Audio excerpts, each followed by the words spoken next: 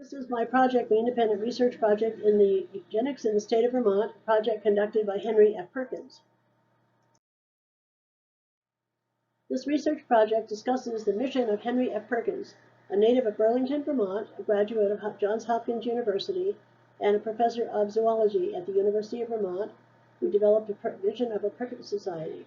As a result, he formed the Henry F. Perkins Eugenics Survey of Vermont. As part of this overview, it's important to identify and describe eugenics, which is the study of human racial progress through selective breeding. It frequently invokes images of social engineering, virulent racism, immigrant persecution, and Nazi genocide, but Vermont's little-known adventure in eugenics shows the inherent adaptability of eugenics theory and methods to parochial social justice. Beginning with genealogies of Vermont's rural poor in the 1920s, and concluding in the 1930s with an expose of ethnic prejudice in Vermont's largest city, this story of the Eugenics Survey of Vermont explores the scope, limits, and changing interpretations of eugenics in America, and offers a new approach to the history of progressive politics and social reform in New England.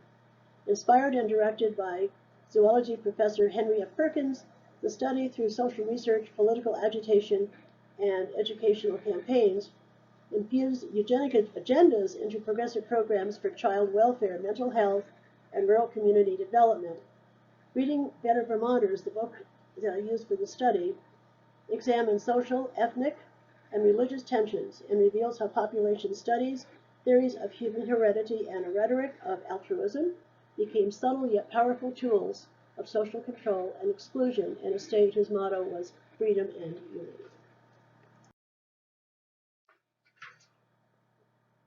The characters here are Henry F. Perkins, a scientist, Francis called Galton, who was a cousin of Charles Darwin, who originally coined the term eugenics.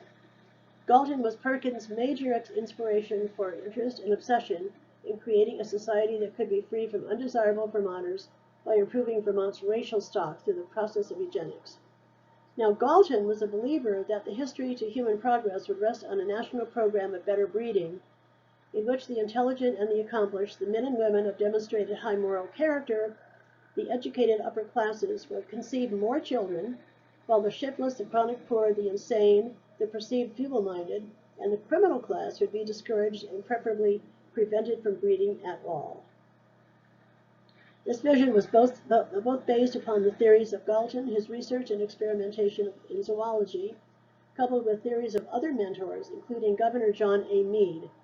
Meade, the Vermont governor from 1910 to 1912, supported a eugenical solution as a result of perceived mentally and physically degenerating society in our state, and as a result proposed that there be marriage restrictions, segregation, and sterilization in Vermont. These theories, in addition to others, strongly encouraged Perkins on his path to eugenics and very strongly believed in improving the quality of Vermont society. Thus, Perkins formed the Henry F. Perkins Eugenics Society of Vermont in 1925. Well, this works in bioethics as it meets the criteria of a study of the ethical issues relating to biological, medical, and other scientific research and applications. The book that I read, which presents a biological dilemma, is Breeding Better Vermonters, the Eugenics Project in the State of Vermont, written by Nancy L. Gallagher, a famous book on the subject. For a brief exhibit tour of Perkins' work through although a bit boring in parts, see Long Shadows, Henry Perkins and the Eugenics Society of Vermont, and that is available in video form. This is theme 1, the principle of respect for autonomy, respecting the decision-making capabilities of autonomous persons, enabling individuals to make reasoned and informed choices.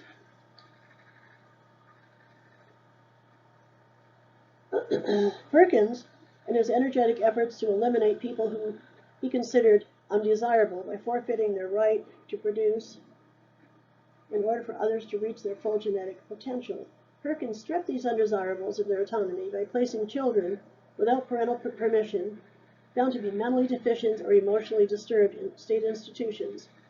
Some of the male parents simply were put into prison, are relegated to institutions such as the Vermont State School for the Feeble-Minded, which name was later changed to the Brandon Training School. The principle was also controversial, as stated in John A. Menninger's article, Involuntary Treatment, Hospitalization, and Medications.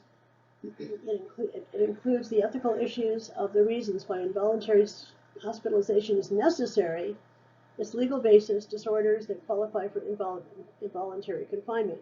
This sounds very much like the basis of Perkins' philosophy of the removal of those who meet the standards for involuntary admission. Theme 2, the principle of justice. Distributing benefits, risks, and costs fairly. The notion that patients in similar positions should be treated in a similar manner.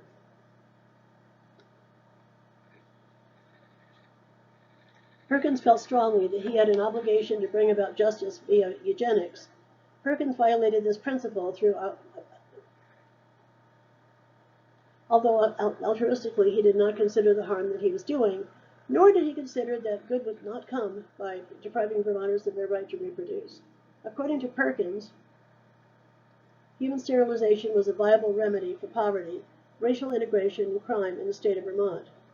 This book incorporates the theory of utilitarianism, as Perkins supported a belief that sterilization was the right thing to do to eliminate undesirable people living in the state of Vermont as he perceived them. The book describes undesirable people as referenced by Perkins as victims of race poisons, alcohol, opium, tobacco, the toxins of the microbe causing syphilis or lead, which were germoplasms called, caused inherited physical and mental defects. Therefore, it was his mission to serve the greater good by eliminating reproduction of these undesirable people. In his opinion, justice could be served. Summary and appreciation critique. This work exemplifies two of the topics that we have studied this week, as it contains examples of two of the four principles of biomedical ethics. And interestingly, the Henry F. Perkins study of eugenics is still a controversial theory in some areas, such as the sterilization of mentally disabled children. As an example of this is an article published in the American Academy of Pediatrics, Sterilization of Minors with Developmental Disabilities, by the Committee on Bioethics, which states in part, in some states, laws or court precedent forbid procedures aimed primarily at accomplishing sterilization solely on the authorization of parents or other legal guardians consulting with appropriate physicians and surgeons. When the involved parties believe surgical sterilization to be the best option, application to the courts may provide the only lawful means to accomplish that goal. Physicians and surgeons should be familiar with the law that applies to the jurisdictions where they practice. This article suggests that sterilization in the circumstance of mentally disabled children is available in one or more U.S. jurisdictions. One could also argue that selective fetal abortions might constitute a form of eugenics. For example, when I was pregnant with my daughter, my doctor asked me if I wanted an amniocentesis. When I replied in the negative, he asked me if I wanted a baby with Down syndrome if the test proved positive. Although he did not directly address the issue of abortion, I think it was suggested. I have not thought about that conversation for years because I never considered the issue of eugenics in terms of abortions performed in various types of non-viable fetuses, although I am a supporter of Roe versus Wade. There have been many more interesting ideas, revelations that have come to mind while taking this wonderful class. Thank you all for your comments, your patience, and your intelligence, all of which made this class most informative and stimulating. Thank you.